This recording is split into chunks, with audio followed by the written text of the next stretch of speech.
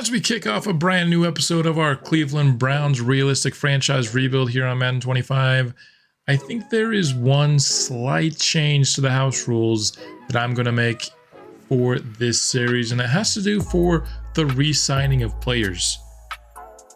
My initial rule was players that are between 75 and 86 overall require at least yellow interest in order to try and re-sign them. And I think I'm going to bump that down just a little bit to be this kind of high orange area that we get with a guy like Wyatt Teller. And the reason why is with Cleveland, there are so few actual things that interest that we align with. It's basically, do we happen to fit some guy's scheme, and do they happen to, want to live around Ohio as they're, close to home? Other than that, we don't really match very many things. So getting even, I think, orange interest is pretty good for the Browns. And so I'm going to update that so a guy like Wyatt Teller does become somebody that we can re-sign.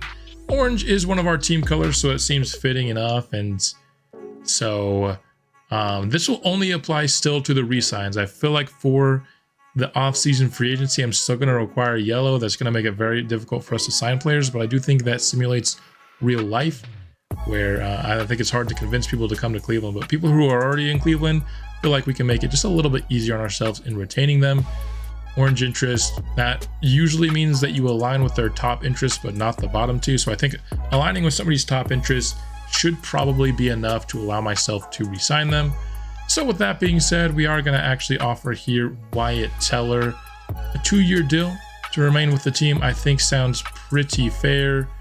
Now, I don't think you can go too much lower than the base here because of the interest level. I'm going to try to get away with maybe going a tad bit lower here, and we get away with, a couple $100,000 saved.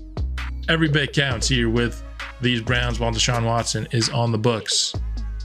Taking a look around the team, though, I think we'll get Greg Newsome up to 87 overall. So once he hits that, we'll be able to try and re-sign him. Diabate, he's not 75 overall yet, so we could try and re-sign him. I think that will be maybe an off-season decision. Juan Thornhill, I think we could probably do better at safety. Jerome Ford is somebody that I think I want a little bit more information of, but I think he'll probably be back. The big name here is Bitonio, who has zero interest in signing with us, and at age 33, I think that will create an opportunity for him to be traded near the deadline, kind of depending on if this team really has any shot at the playoffs. We will be simulating a decent bit today, perhaps even to the trade deadline. I haven't decided yet. So that's something to watch out for with this squad. And then we're getting to a lot of kind of just really old veteran backup type players. But I think out of everybody here, Jerome Ford, we want to wait on, see if there's a really good running back class or something, and see how he performs this year. But Joel Bitonio on the trade block, and Greg Newsome will be the next priority re-sign for us this season. I actually changed my mind with Jerome Ford. I think there's no harm in offering him right now. He's not asking for a ton, just $4 million a year for a 2-year extension with us. I just don't see there being better free agency options for us that actually want to come to Cleveland, as well as I don't think it's going to be a big enough draft need to take before maybe day 3, and then you're probably talking about a 2-back system still with Ford. So just $4 million on the books for the next couple of years. That's an easy get to at least guarantee some semblance of steadiness at the running back position. Now that we're a few weeks into the season, we know a little bit about these prospects. Not a ton yet, but there's only one quarterback that is going to be projected to be taken in the first round in this class, and it is Donald Richardson. What do we know about him? We know he's a really good athlete, which is always a good start to a prospect's profile. He's 21 years old here. Stands tall in the pocket and always aware of pressure. You love to see that. That means he'll have ideal sense of pressure, which is a very important trait in this type of series. The trait below that does well to avoid sacks by throwing the ball away. I think just every quarterback has that no matter what their trait is. Fast flick of the wrist throwing motion is nice for Richardson. We only have one grade right now because we are just a couple weeks here into the season, but A, play action, he has at least one A. So far so good. Having the Steelers and the Browns as the two top needs is no surprise based on the game that we saw last episode, but still yet to be determined kind of what caliber of team will be this year. But should we have a high pick in the class or be within trade up range? I'm liking what I'm seeing at the start of this scouting profile for the lone quarterback in round 1 of this class. So let's start to get to the gameplay portion of the episode here. And as I've alluded to in the past, we're not going to be doing a lot of watching full games here, at least early on in the season and in the series, and kind of throughout these seasons, especially in more of these lost seasons, where we're still early on in the rebuild. We're probably not really ready to compete. And what I'll be doing instead is something that I've done in kind of my other series with baseball and with basketball as well, just in terms of trying to find situations, high leverage situations to hop into. It allows me to go through large portions of time and get different, just high leverage situations in more passages of time in a smaller amount of actual episode time. For example, we can hop in right here with the Bengals now knocking on the door for scoring on this possession. 1st and goal from the 10-yard line. They've been able to pass their way down the field here in the all-white uniforms here. Looking real nice. I got to admit, these all-white Bengals uniforms are pretty dang good. And let's make sure we don't stop in between every play here. 2nd and goal, T. Higgins isolated on the top of your screen. That is where Joe Burrow will go to find the receiver. Touchdown Bengals. They strike first here in this divisional matchup. Defense played really well in our last episode, but this is definitely a different caliber of offense, and I want to see how they can perform under different circumstances. 25-yard reception by Morgan Quick gets the Bengals right back in scoring position. And another touchdown, this time Rico Dowdle on the ground gets the Bengals a 14-0 lead here as we get towards the beginning of the second quarter. Touchdown number 3 of the half. It's 21-0 for the Bengals here at halftime. The offense, I don't even think has crossed midfield yet. We are getting absolutely smacked by our division rivals. Offense for the first time in scoring position here. Let's switch on over to slow sim here. And I pressed the wrong button again, but it'll take me a while to get used to this new method of doing things. I've never really played Madden this way before, but I'm interested to see just how it'll go. And we'll actually get to the start of the fourth quarter here, our first opportunity to get some points on the board, trying not to get shut out here against the Bengals defense, who in real life has really struggled this year.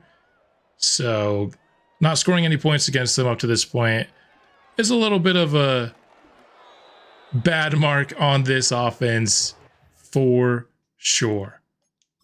But a touchdown here would certainly go a long way towards at least things looking a little bit better on the box score. Kareem Hunt with the carry here, slips by 1 tackle and gets down to the 1-yard line. Geno Stone with the stop makes it 3rd and goal from the 1. And honestly, I think this should be 4-down territory. I know you avoid the shutout with the field goal, but we're not going to have to worry about it anyway, as David Njoku gets his first touchdown of the season. He really hasn't been as involved as he should be in sim. He was heavily involved in the first game of the season, and there he gets on the scoreboard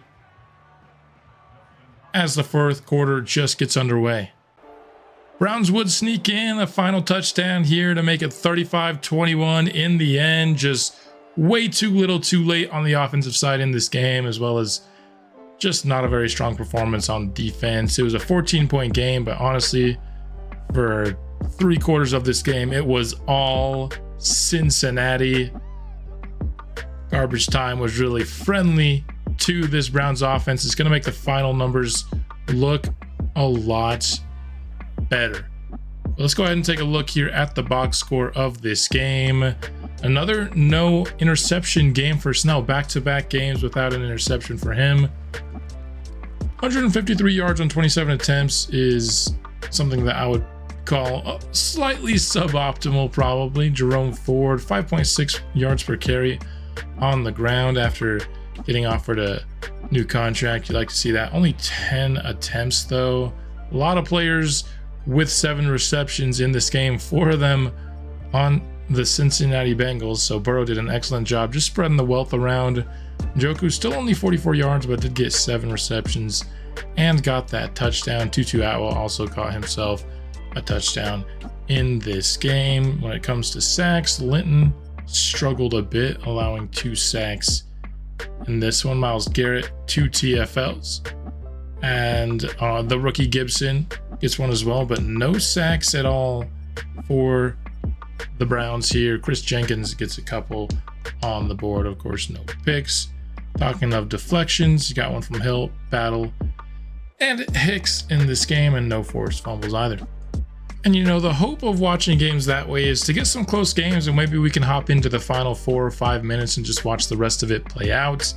Wasn't the case in that Bengals game. We didn't get to get too much excitement just because it got out of hand early here, but this game against Minnesota, which we just simulated all together, which we'll do with some really low stakes games like a week 5 matchup at Minnesota, it went into overtime scoreless.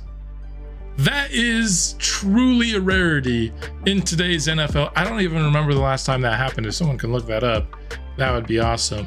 But 0-0 going to overtime, and then Minnesota kicks a game-winning field goal.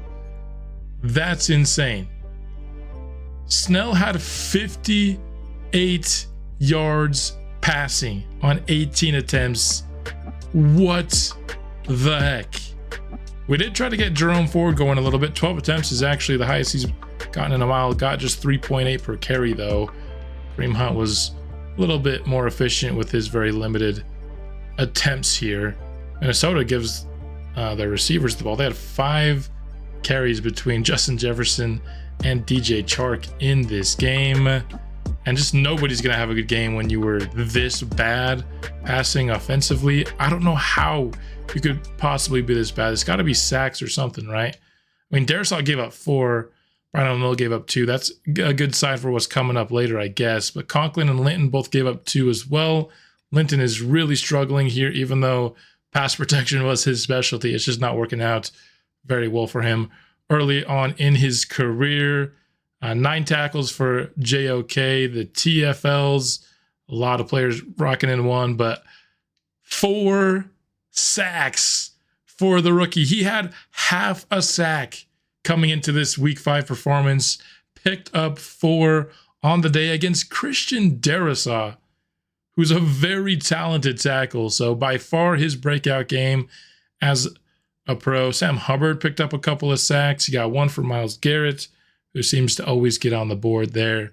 Half a sack for several players here. Interceptions go to Minnesota players. So our interceptions have certainly slowed down. We had a lot of interceptions last episode. We had 5 cornerback interceptions in the first 3 games.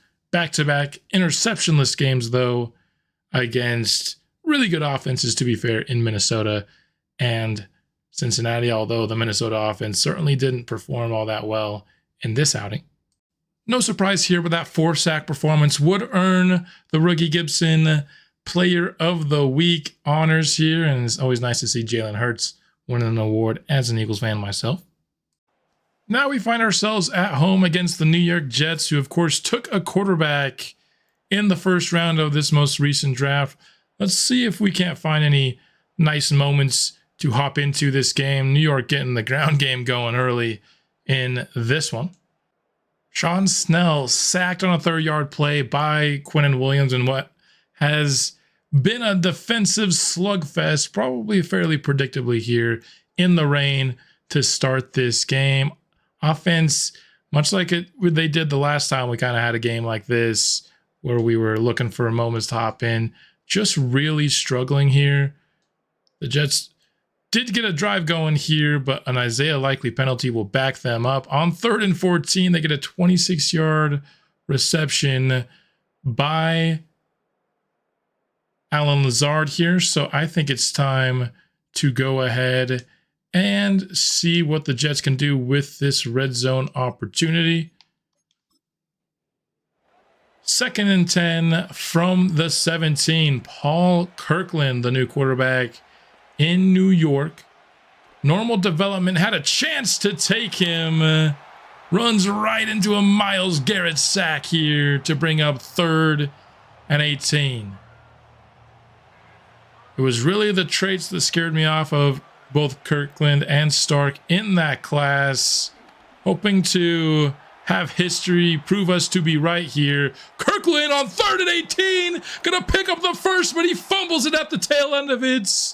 And it's recovered by Myles Garrett. And to add even more insult to injury, all pun intended, Kirkland shaken up on that play. What a wild sequence. Scrambling for a first down on 3rd and 18 just to fumble the ball away. Truly unfortunate stuff. 18-yard touchdown reception by Jerry Jeudy gives the Browns the lead here. Their first score of this rainy game after getting shut out once again in the first half. Offense not looking good right now, but glad to get on the board here. 20-yard touchdown pass on the response by New York. We're starting to get ourselves a bit of a game here. Hopefully this can stay close in the 4th quarter so we can kind of hop in and see this one play itself out. Two teams really struggling. The Browns, of course, on a 4-game losing streak right now, trying to snap it at home in this scrappy game. The Jets once again in scoring position, trying to extend their lead. We're going to hop into a 3rd and inches from the 28-yard line. They'll give it to Breece Hall. Nice defense there, but Hall able to fall forward just enough for the first down. The defense was right there, but Hall, a very talented running back, able to just eke out what he needed here. Of course, our goal is to either create a turnover or at least force them to 3 so we can remain a 1-possession game here. We are down to just over 7 minutes in the 4th, so over halfway into the quarter at this point. All stuffed at the line by Snacks Tomlinson, getting through the interior offensive line and making a splash play in the run game. 3rd and long. This is where the pass rush, you want them to make an impact on the quarterback. He rushes for a first down again. This time holds onto the ball as he gets down to the 1. Just some bad pass rush discipline on 3rd and long from the Cleveland Browns once again. 1st and goal. New York trying to build a 2-score lead. They hand it to Breece Hall. That one's not going anywhere. Diabate with the stop there, was the unblocked defender and had to make a one-on-one play with Breece Hall, and he got it done. 22 personnel here from the 2-yard line. Breece Hall gets past 1 tackle and finds himself in the end zone. New York now leads by 10.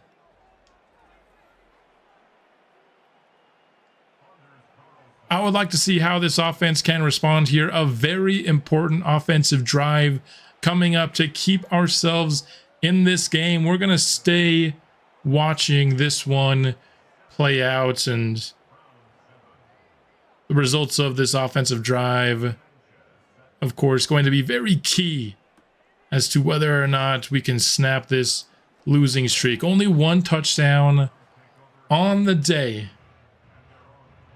Third round pick, Sean Snell. Controversial whether or not he should have been the starter.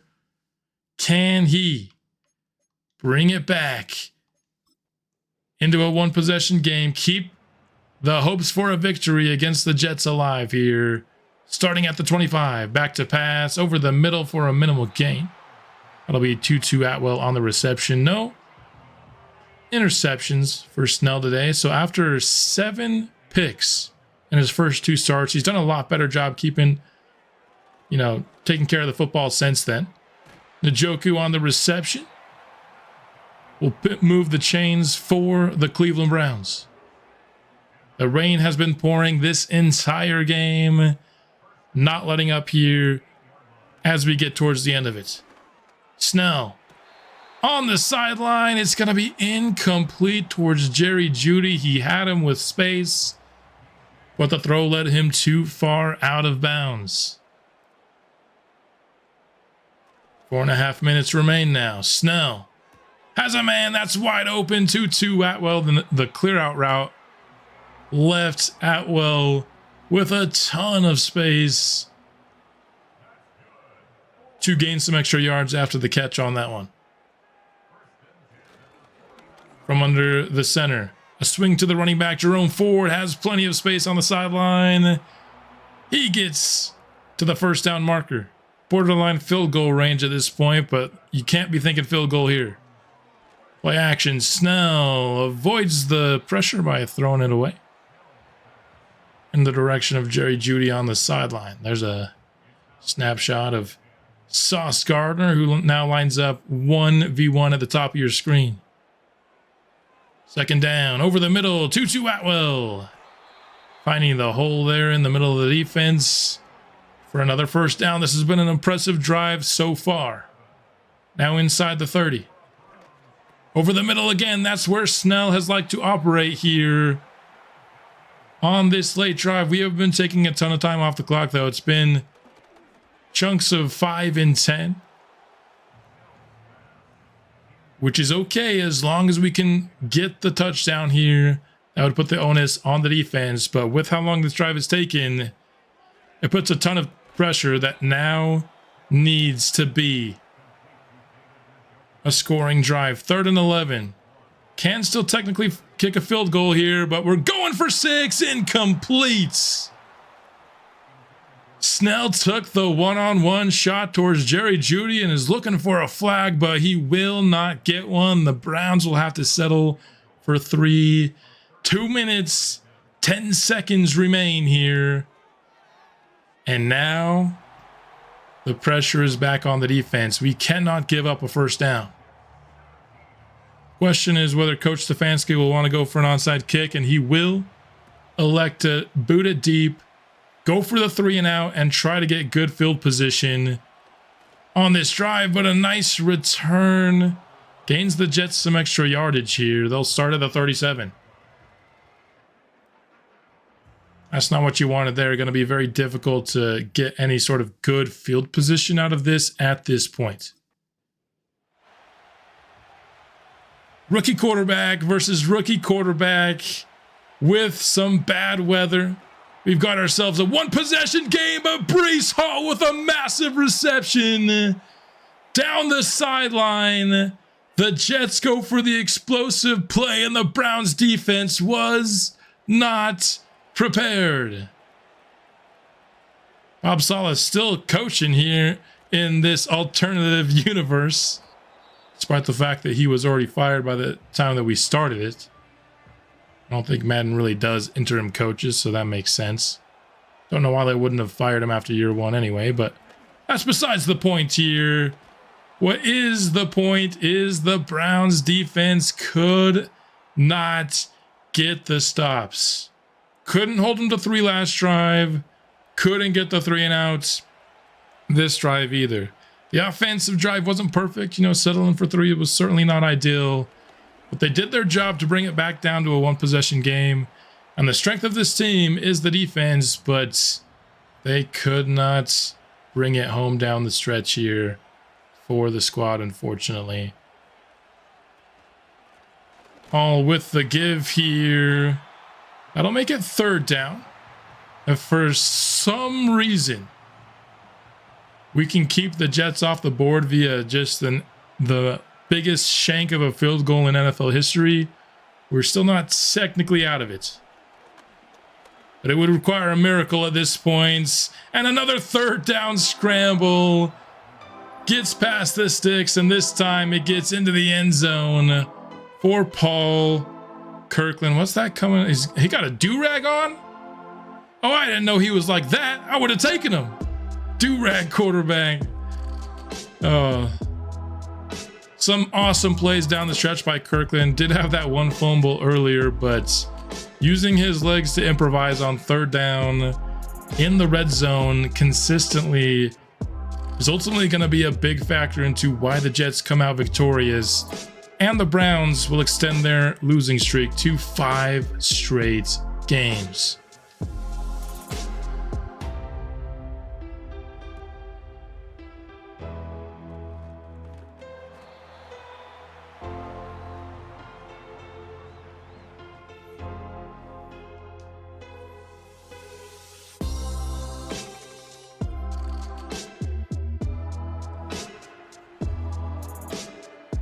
(24-10) is your final in this one. The Jets pick up their 3rd victory of the year, while the Browns will slide all the way down to 1-5. For anyone that was concerned that our defense might be too good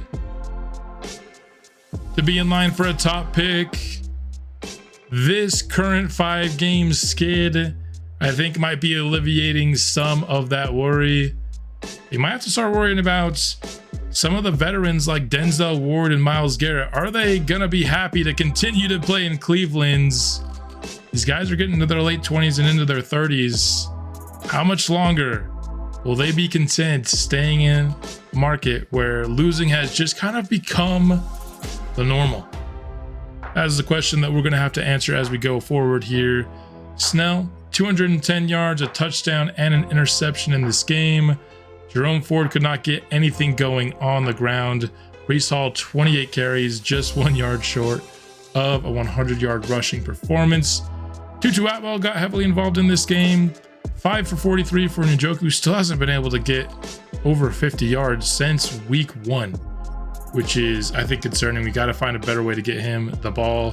Looked like Luke Whippler had to play in this game. He allowed a sack. And TFLs wise, a really nice game for Myles Garrett. 3 TFLs, 2 sacks for him. Dalvin Tomlinson also with 3 TFLs. And we had a sack for Quinnen Williams. Sauce Gardner with the pick in this one, which will extend our streak of no interceptions another game. Daniel Gibson did force a fumble, though, showing up in the box score nicely, which was ultimately recovered by Myles Garrett at the goal line. Oh boy. The losing streak is now extended to 6 games after a 28-14 defeat at the hands of the Chicago Bears on Thursday Night Football. This team is in a really bad spot right now. Another game without an interception. We haven't picked off a quarterback since week 3. That's not good. Snell with a pair of picks, just 139 yards. Ford just 3.5 yards per carry. Tutu Atwell, 80 yards and a touchdown. He played well. But no production at all for David Njoku is very concerning. Blocking wise, we did get no sacks allowed by the offensive line, so there's a little bit of silver lining in that. TFL is a bunch of players sitting here at 1 sacks. Went to Mike Hall Jr. and Sam Hubbard. Deflections, a bunch of players logging in 1 here and no forced fumbled in this one. We got to figure out a way to pick up a victory before too much longer, because the vibes are down in Cleveland right now. Here in week 9, we are at the trade deadline, which is where we will finish off this episode. At 1-6, we are clearly going to be sellers here. Only the Jacksonville Jaguars have a worse record than us. That's just because they have not yet had their bye week, while we have. But a very fun week 1 matchup, but there has not been a lot of fun had on the field for the Cleveland Browns since.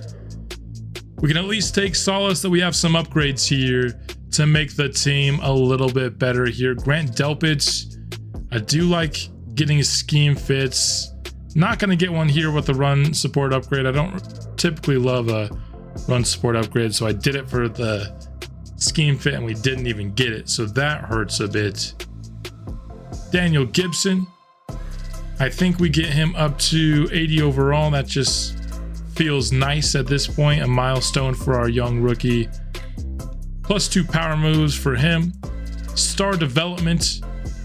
Wants to not pay income tax. I can't say I blame him necessarily. But not going to be helpful in the long term here in Cleveland. Martin Emerson Jr. continues to develop. I want to keep the scheme fit for him. I'm going to go slot, which of course isn't his scheme fit, but I feel like slot always upgrades man more than zone, although we got +2 of each here, which is an absolutely awesome upgrade. We'll take that all day.